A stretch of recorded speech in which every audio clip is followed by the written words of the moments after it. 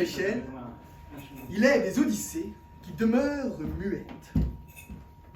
Pour étayer ces mots, laissez-nous compter celle d'un étang, le hameau d'une carpe poète. L'animal était maître en l'art du beau langage. Merci. Dans son esprit, la lettre était douce, méchante, Mais cela ne suffit. dit-il. Et je m'engage vers un nouveau défi. La mélodie m'enchante. Charmer les moucherons de mes cordes vocales. Pour un petit poisson, c'est un sacré travail. Et il tournait en rond, agité du bocal. Mais ma chance en chanson ne me dit rien qui vaille. Il est de ces entraves dont on ne s'affranchit. Avec plusieurs octaves, j'aurais plus faire allure que de des poumons plutôt que des branchies. Le souffle du saumon ou le ton du silure. Ceci doit être un don dont je ne suis pas digne. J'abhorre l'abandon, mais ma voix fait défaut.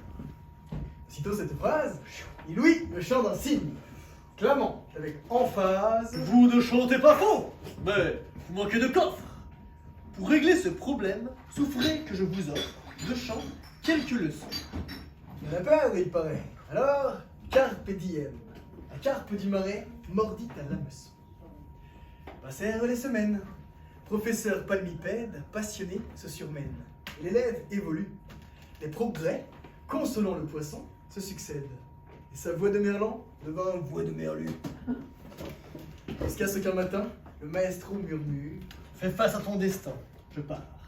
Confie l'oiseau. Tu es prêt? En 7 heures, je rejoins ma saumure, en sachant qu'un chanteur rejoindra les roseaux.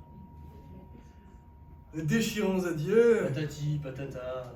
Les moments mélodieux laissent des cicatrices. De retour au bercail, le nageur se vanta d'endosser des écailles de carpe cantatrice. Il fut alors convié au sein d'une frayère. Quel abondant vivier pour prouver mes prouesses. Mon marais me cachait, mais j'arrive en rivière. Crapaud, barbeau, brochet. Ah, sacré bouillabaisse! Moi qui n'ai fréquenté que le menu fretin, me voilà tourmenté par le peuple du fleuve. J'ai le trac. Quelle attente! Quel ingrat! Quel gratin! Sa voix est bien portante. Mais je ferai mes preuves.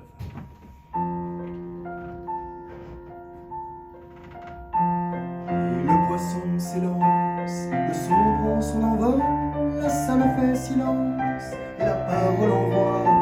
Les tons sont dans les temps, c'est un vrai rossignol. La carpe de l'étang avait trouvé sa voix.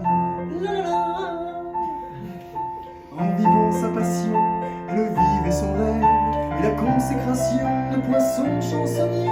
Le triomphe strident fut d'une durée brève, Stoppé par le trident d'un brave braconnier.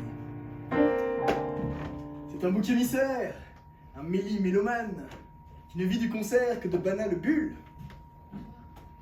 Et jugeons sans rancœur, la morale en émane. Que pensent du traqueur les chanteurs libellules? Souvent, c'est l'anodin que la bêtise accuse. Ambition et dédain ont bien trop d'appétit. On nourrit le soupçon que ce n'est qu'une excuse, que les plus gros poissons dévorent les petits. La fable, à ce qu'on dit, tout comme un ricochet, bifurca, rebondit, finit en queue de poisson. Car son but fut atteint. La carpe s'affichait de se fondre au gratin, qu'importe la cuisson. Thank you.